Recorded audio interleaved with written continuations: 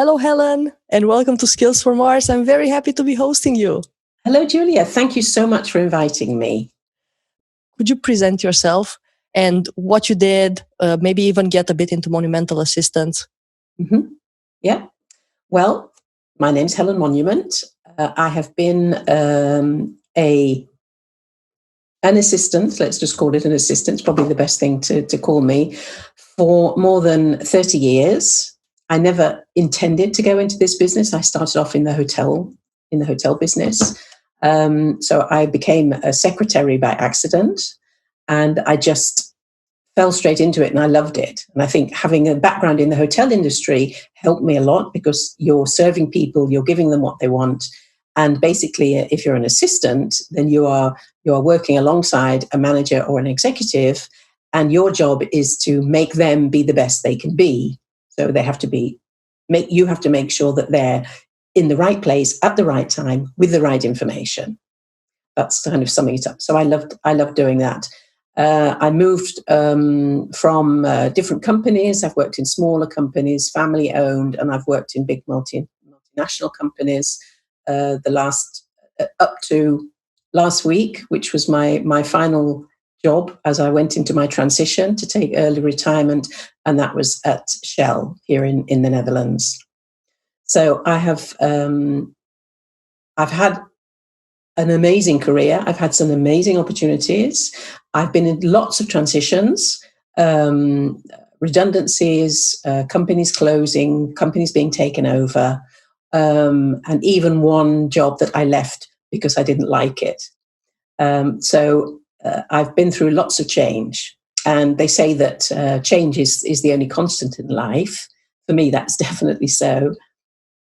And I think that people say we're not afraid of change, we're afraid of transition. So it's going from the one safe area, the comfort zone that you know, into something that's completely unknown, or the black hole that you have no idea what you're falling into.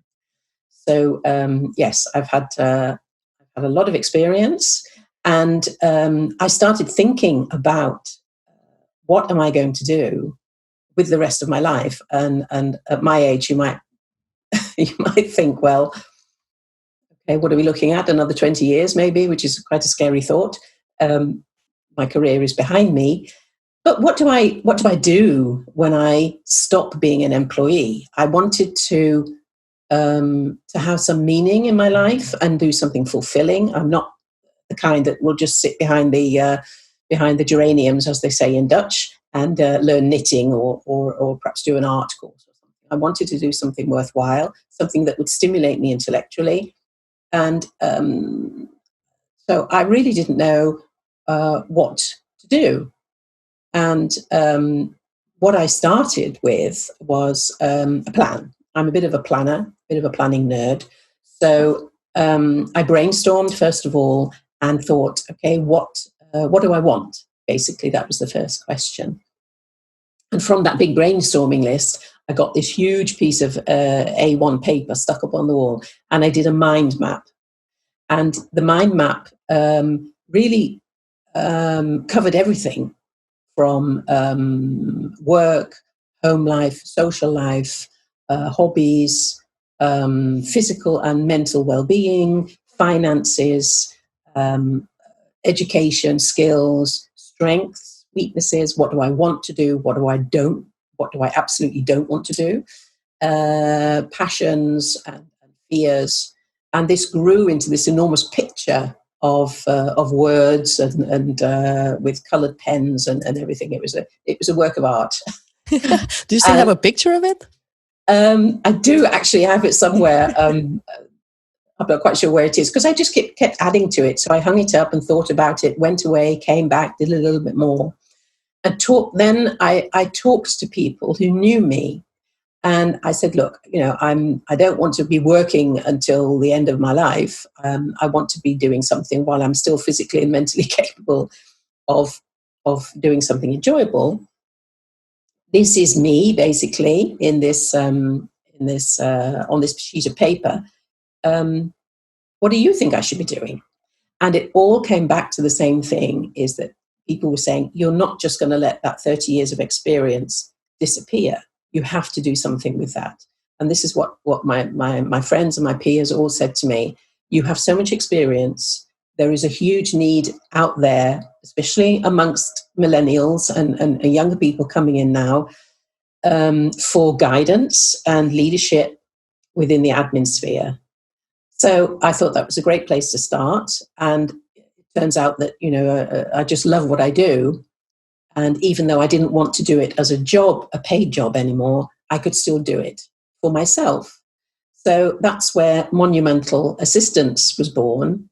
Didn't take me very long to think of the name. And I started very quietly, actually, before I'd finished working. And I was invited to speak at a couple of conferences for assistants, and I was absolutely terrified the first time. But I loved it, and I did more. And then I was asked to do training, workshops, and that sort of grew very quietly in the background for me. And I really got to enjoy it. You're a coach and a mentor as well, right? Mm-hmm. Yes, and that was something that was on my mind map too, because as a as a team leader, you're also a coach. But coaching a team within an office situation is fine. But as it's within a company, you are, as a manager, you're ultimately responsible for the results of the team. So it's different from if you go into life coaching or personal coaching. So, and this I learned when I decided to get the coaching diploma, which I did after a year of study. And the course used the person-centered approach, which means that as a coach, I am obviously not telling you what to do. I'm helping you. I'm sitting in the passenger seat with the roadmap on my lap, and I'm saying, you could go this way because there's a nice woods and there's a lovely view. You could go this way along the river. If you go straight ahead, there's a really, really steep bend, which you have to be careful of, but it's up to you if you go that way. So you're not in the driving seat. That's the coachee is in the driving seat making the decisions. You're just guiding them on their way. And that really appealed to me, that method of coaching. Yeah, it's incredible to how many people it actually appeals and how much it has helped people change careers. Oh, absolutely. Most of the people I speak with have used a coach to guide them through the change.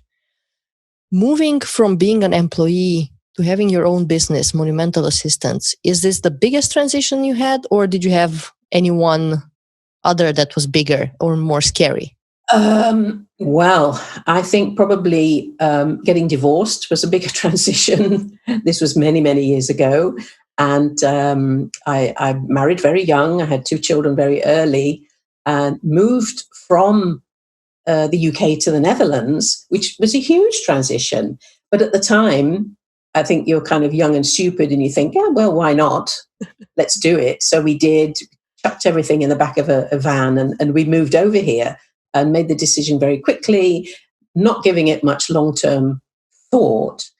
We said, oh, we'll try it for a couple of years and see how it goes. And 40 years later, I'm still here in the Netherlands. But I was a stranger in a strange land. So I came to this country not speaking the language, not knowing anybody except my in-laws, and with 2 small children. And the first thing that really surprised me, you can tell how unprepared I was the fact that I couldn't get a job, not because of the language, but because of the childcare was non-existent in those days. So I had to take the kids to school in the morning, go back and pick them up at lunchtime, bring them home, give them a sandwich, take them back, come back home, go. So I was just, it was impossible to find any kind of work. Although I did actually work in the evenings in a restaurant, which helped me with my Dutch, obviously. So after sadly, after 10 years, it didn't work out and we got divorced. And that was a huge transition because at that moment, you really feel on your own. I did have a lot of friends and I was happily in a full-time job as a secretary by that time. So it was it was a huge learning experience for me. I learned a lot about myself, and looking back at some of the decisions that you make in the time leading up to a divorce, it's very, very tough, very difficult. And anybody who's in that situation will know what I mean. You're on your own suddenly with 2 kids, and they don't understand what's going on. And you have to make the best of it. So I went into survival mode, I suppose you could say, because it was the most important thing was keeping my kids safe and trying to make sure that I hung on to my job so that I could have a roof over their head. So that was a huge transition. And in that period, I learned, I didn't really learn what I wanted, but I had learned what I didn't want for the future. And that really helped me to get to know myself a lot better. And I moved on then, from that to other jobs, and they were takeovers. So, I got made redundant because of takeover or a merger. And the thing about that kind of situation, if you're made redundant, is not to take it personally, which is very difficult, because if you've been in this company for about 10 years, you think, oh my God, they're getting rid of me. What did I ever do wrong? And I've given them 10 years of my life, and how can they do this to me? And you get all very, very emotional about it. And I say to my coaching clients, I say, that's fine. Go, dive under the duvet for 2 days and eat chocolate. But after that, come out and think of the future. Yeah, it passes. And the great thing about that kind of transition is that you then can decide what you want to do yourself. And that the awful thing about redundancy is that it's out of your control. You can't do anything about it. It's something that happens to you. So looking for your own way out is the solution, and making your plan to do what you want to do. Helen, is there a common thread through all the changes that you've been through, and what maybe the skills that have made you resilient? Stand up. And I think you said it. Resilience. Resilience is probably the key. Okay. I have had lots of different jobs, and I've had to adapt and adjust and be flexible. And I think I got my resilience from my dad. He in the Second World War, he was a prisoner in a Japanese camp, a prisoner of war camp, and he wrote a book. He survived, fortunately, and it was a terrible, terrible experience. And he wrote a book. But years and years later, I mean, he was in his 60s when he wrote this book, and I was absolutely amazed when I read this book, because I just felt I had no idea about all of this, because they kept it to themselves, these survivors. They didn't talk about it. But in that book, in those pages, it was an extraordinary story of men living in the most awful, extraordinary circumstances, but a remarkable stories about the power of the human spirit. And everything they did was to survive. So how they survived, the ingenuity, the creativity, the resilience, the flexibility, and the humor that they needed to get through those days was remarkable. And I think that's what my dad taught me, is to keep smiling, to always look for the best, the brightest side of things. And that's really helped me in my career when I've been going through a forced transition like that. And of course, as an assistant, you're learning skills all the time. My first job was on a typewriter, and that's there were no computers. Oh God, I really sound ancient now, don't I? There were no computers, there were no mobile phones, there was no internet. And over the years, all these changes happened in the space of the first, 15, 20 years of my career. All this new technology came in, and you had to learn it. And there were people who couldn't learn it, people of a certain age who could not adjust and didn't understand how things worked. And that was something that I saw coming in, and I thought, okay, we had one computer for the whole department, and I thought, I'm going to learn how to use that, because say knowledge is power. Not that I wanted the power, but when you have the knowledge, it gives you the edge, and you can also help other people. But it's obviously good for your development to learn new skills, and then you can teach others. So I had to become a subject matter expert in all kinds of things. And whenever there was anything new coming out, I was usually the first one on top of it to say, oh, I'll do that. Let me find out how that works. And that's really, really helped me. Did you have any moment of fear when you started the Monumental Assistance? Any moment when you said, maybe this is not for me, maybe I should just give it all up and, I don't know, tend to the garden? Well, I suppose that's natural, that there is some kind of fear, because I think, who is waiting for me out there? I can have this wonderful idea that I want to spread my passion and share my experiences, but who is going to be waiting out there? Am I just being just arrogant and thinking that I have something of value to give? That's always that part of self-doubt that everybody has, I think. But if you have a good, solid circle of people around you who you can reflect with, and they can mirror for you and give you the constructive feedback and the sensible, the sort of sensible guidance that you need to shore up your self-confidence, and to say, look, this is something you're really good at. You should be doing more of this. Perhaps you should be doing less of that, but this is where your strengths are. Go for this, and that really helps to have people around you who believe in you and who've got your back. And did you need any kind of special finances to start this, or how did you start it? What were the resources that you needed to start the business and to keep it running? Well, fortunately, of course, I'm retired now, so I do have my pension, which means I'm not financially dependent on the business. I mean, not to the same extent that somebody would be if they were a breadwinner and had to start doing a professional a company starting from scratch.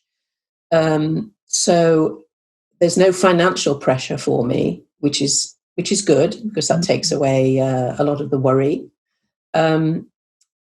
So I think that's helped me, because that means I can do things at my own pace and in my own way. Of course, now COVID-19 has completely changed everything for everybody this year, including the plans that I had to get things really moving and get things off the ground. So I've had to rethink my strategy about what I'm going to do and how I'm going to move it forward. So finance wasn't so much of a big thing. I had to pay for my website domain, but that's there are all kinds of things out there on offer, and they're really, really inexpensive to start your own, to register a domain and have your own website. I used WordPress. Mm-hmm. Did you build it yourself? Yes. Okay. Yes, I did.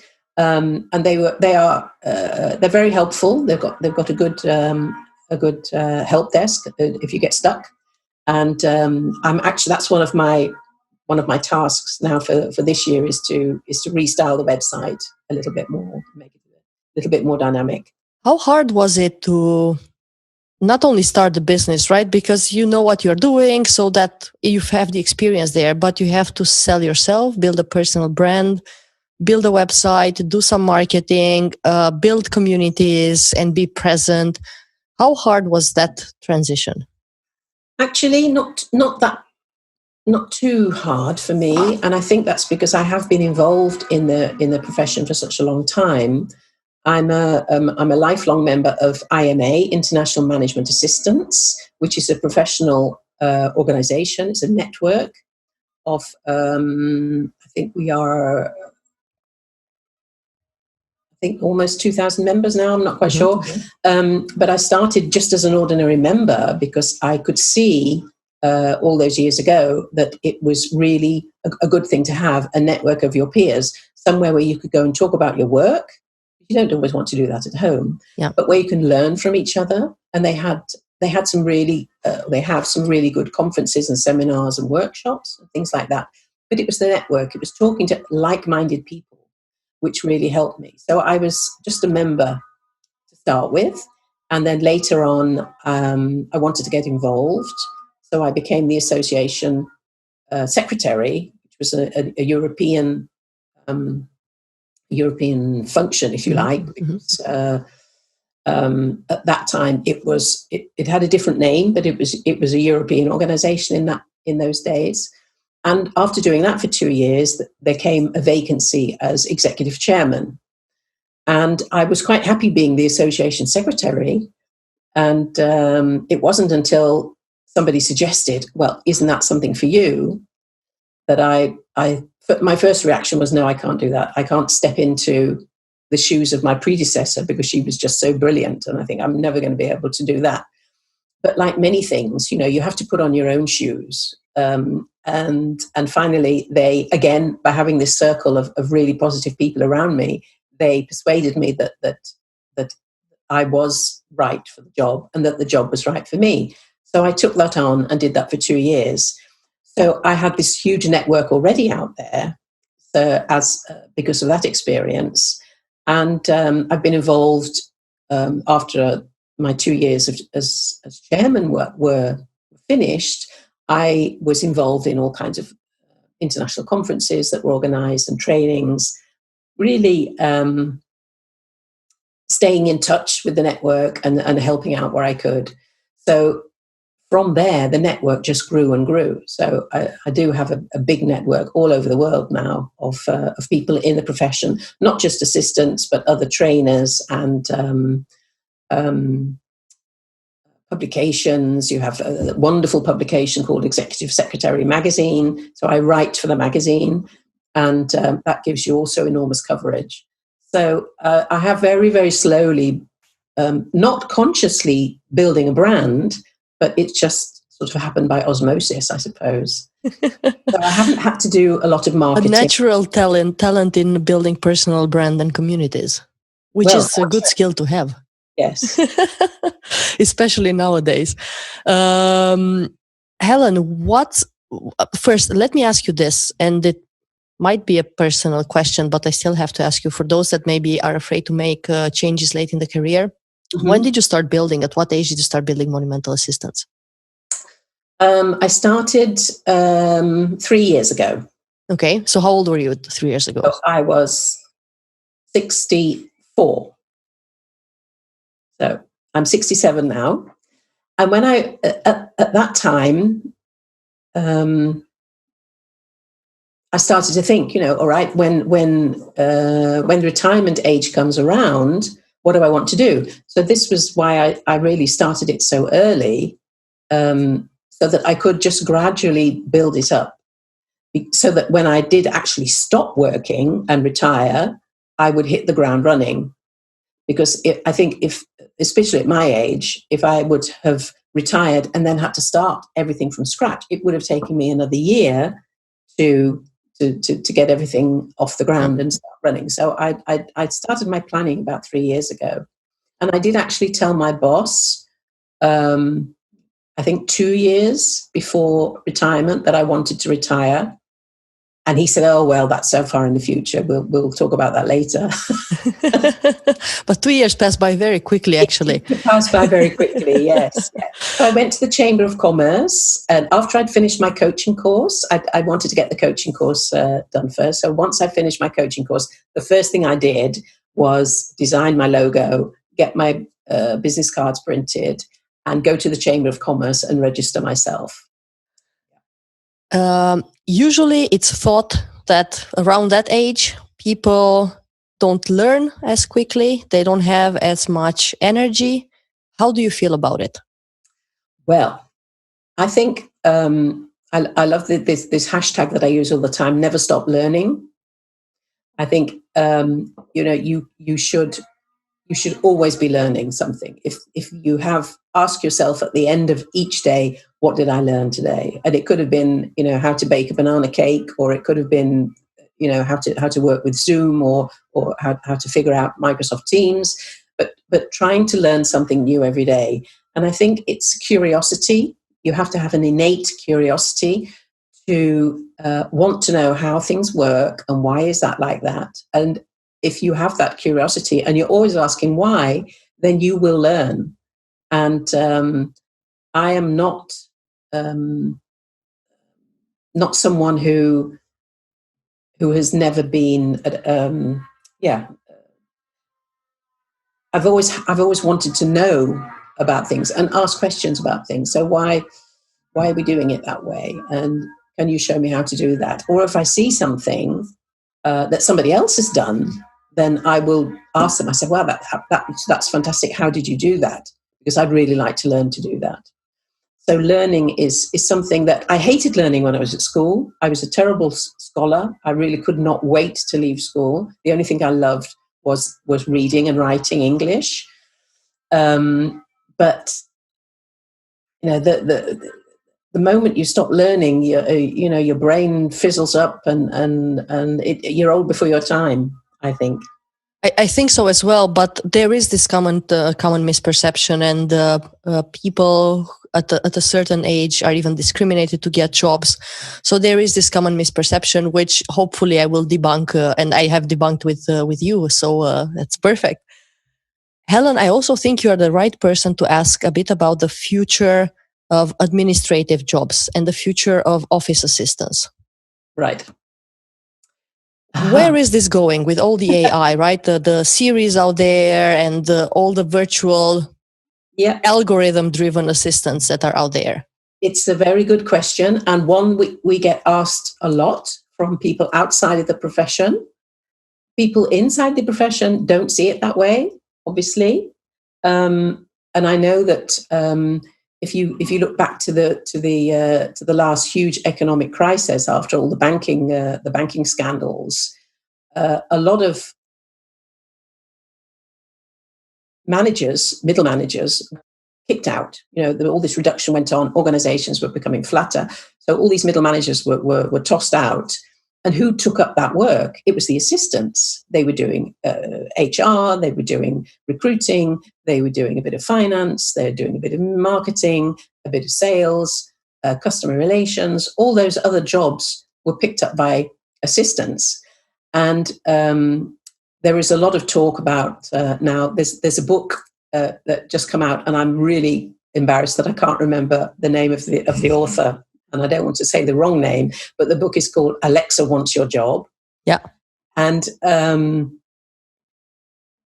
with these algorithms, they're very smart and they're very good at programming them to do repetitive tasks. Now, if you as an assistant are being reactive, you're just waiting for your boss to give you work. Oh, please book this for me. Please do that for me. Please produce this report. Please go and organize that conference. If you are like that and you're just waiting for the work to land on your desk, then yes, Alexa will steal your job.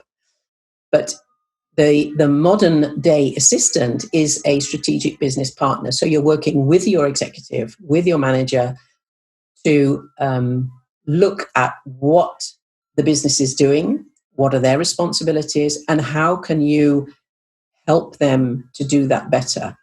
And proactivity is the key here, because there isn't an algorithm yet that can think strategically. You have to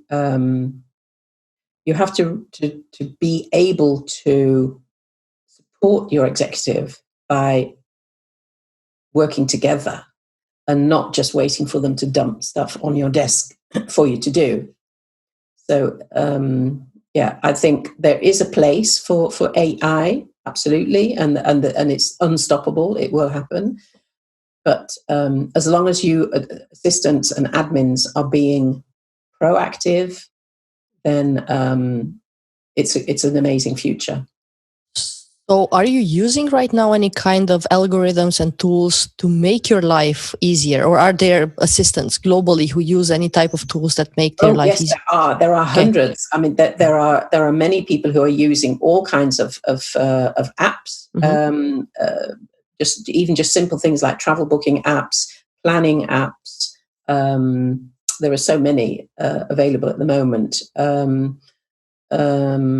Things that help you prioritize, things that help you to plan. Those kind of things are great tools to have. So there is a lot that more and more coming in all the time. So many ones are being used. Yes. So you think that at some point, the administrative job, the assistance job, will be a mix between human and machine, or? Yes, I think so. You have, if again, it depends on the assistant, because there are people who love to have a diary on their desk, just write everything down, and there are others who use all kinds of planning tools to do their scheduling. That's a preference, but I think once you decide to look into the possibilities of what technology can offer you, it has so much more than you can write down in one little book. I found OneNote, for example. I'm a writer. I like to write stuff down. So I have in my cupboard, when I left the office, I had a stack of notebooks going back through the years that I would use every day to write everything down. And about a year ago, somebody introduced me to OneNote. And, it was like somebody opening a window. It was absolutely amazing. I thought, well, OneNote is doing everything that I need. And it's keeping a record for me. So I don't have to go back to the cupboard and look in that book for what did I do on the 27th of September last year, or how was that project? Because you can only have one page at a time. And OneNote will let you divide everything up into different tabs for different projects, even different tabs for different meetings. And it's really, really effective. And it made me more productive as well to use OneNote. And you can do it across all your devices. So I have it on my phone, I have it on my laptop, I have it on my desktop. And of course, it's all stored in the cloud. So you have everything at your fingertips all the time, which is brilliant. I told you right before we started that I looked a bit at the World Administrator Summit, and what sparked my interest were a few subjects to be discussed, and speakers that were talking about leading your leader, managing your future manager. I think this is key for everyone that has a boss, not only assistants that are supposed to help and support their leader. Any tips and tricks for anyone who wants to lead their leader or manage their manager? Well, that's a good one, because this is something that a lot of executives struggle with not knowing how to use an assistant properly. Exactly, and not knowing how to use their boss properly. Oh, exactly. There's a lady called Melba Duncan. Mm-hmm. And she's a very, very well known within our profession. And she wrote an article in the Harvard Business Review, I think a couple of years ago now, really expressing the case for an executive assistant. And it's really, really solid. It's really recommended reading. Another good article that came out recently, as a result of an article in the Wall Street Journal saying, the assistant is basically dead. And Executive Secretary magazine, the publisher Lucy Grazier, who is a huge advocate of our profession, wrote an absolutely spot-on reply to them, just debunking their whole article, saying about the value of assistance to executives. And there are sort of two camps as far as executives are concerned. And you are very lucky if you can find if you work for somebody who sees you as a business partner and not just a dog's body to fetch the coffee and plan a flight to New York. You were there as an assistant to add value to what they do, so that they can focus on their responsibilities and their goals and their targets. And you can, as a good assistant, what keeps them awake at night, and you can help them. You can be a sounding board and because of the very nature of the relationship that you have one-on-one with an executive like that, you have to grow the trust so that they know that they can trust you absolutely and completely. And that's so important for a successful relationship, because if your executive doesn't trust you, then you're never going to get the extra jobs, the nice work, the stuff that you can get your teeth into that's out of the routine kind of admin stuff. And there's some great articles in Executive Secretary magazine about how, as an executive, how to use your assistant. Mm-hmm. Okay, if you send me the link, maybe the links, and if you have them, maybe I can post them for everyone who wants to read. I will. Yeah. I do think I've been a recruiter for the past 18 years, and I think one of the most difficult jobs to hire for is an executive assistant because of the complexity of the job. Yeah. And the complexity and the breadth of the actions that they need to take and the tasks they need to solve. Yes. And the interactions that they have, right, at different levels in the organizations. And I think that's one of the most difficult jobs to hire for, honestly. Helen, what's next? And of course, yeah, go ahead. No, I was just going to say one of the because the World Administrators Summit is really it's a voluntary organization. So being the chairman of that soon will be a great addition to my life. I think it's very close to my heart. But it joins together administrative associations and individuals from all over the world. And the aim is to guide and positively influence the profession. So we've done a lot of surveys about how the profession is perceived. And if you looked on the website, then you'll see that some of the results of those things: workplace bullying, and the things that you mentioned earlier, job titles, credentialing, and we are advocates of the profession, and hope to use the summit and the new organization that we've just set up, the World Administrators Alliance, to further the perception of the profession, so that we are not just seen as you're not just an admin, that you actually should be a member of the leadership team and being a strategic business partner. Helen, it looks like you have a lot of work ahead of you. Well, they say, it feels like it. Give it to a busy woman. Yes. So.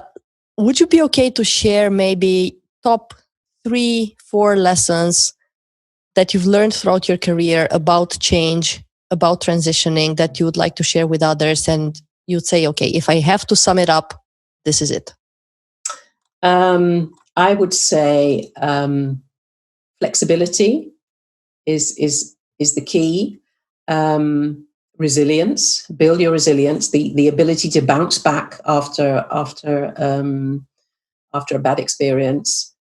That's so important, because if whatever happens in life, whether it's usually out of your control, so there's nothing you can do about the event. It's how you react to the event, and not taking it personally is really a good place to start. Make a plan. Even though you're in a great job and you're having a wonderful time at this moment, you never know what's around the corner, right? Life happens while you're making other plans, so John Lennon said. So make your plan. Just sit down and sketch out, what if the sky should fall, what would you do? What could you do? What do you want to do? What you don't want to do? I think you should be prepared for a change, even though it's not on the horizon at the moment. It could be just around the corner. Yes, never stop learning. That's definitely advice that I have for everybody. You can add so much to your own professional development. It doesn't stop. I don't think professional development stops. You are always learning something. Whether you're a doctor or a brain surgeon or a recruiter like me, husband, a recruiter, or anybody, or there is anybody, always exactly. something new or to a learn. teacher, exactly. There's always something to learn. Always something to learn. Always a different way to do something, and help others to learn as well. Because by teaching, you learn, and you may not realize that you are perhaps a role model for somebody else.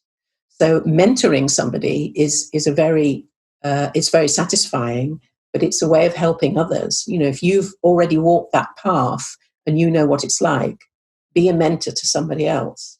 Because something I see as well, particularly in an office environment with women, is that they very often like to keep the knowledge to themselves, because they think, if I know this, then I am, they need me. I'm the queen bee. Yeah. But that's not sustainable. That will get you in the end. The only way to succeed, particularly in a team like that, is to make sure that everybody is helped. And if you can help others to achieve what they see as their goals, then that will help you as well. And it's very fulfilling. But we are all in this together. There's a great hashtag that's started up by Diana Brandl, who's a great trainer and blogger in Germany. And we are all in this together, particularly now with COVID. But assistants and admins are all in the same boat, so that the rising tide will lift all of those boats. So that's what we want to aim for. Thank you very much, Helen. Fantastic advice and fantastic journey. Thank you. Is there something that I maybe didn't ask you? Is there something you didn't ask? No, I don't think so. No. I think the positive attitude is something that's helped me, is to look on the bright side and look on the positive side of things. And no matter what transition you're in, they say there's light at the end of the tunnel, but I like the saying that you are the light at the end of the tunnel, and the tunnel is temporary. So it's up to you to get yourself through that tunnel, to get to the light at the end, and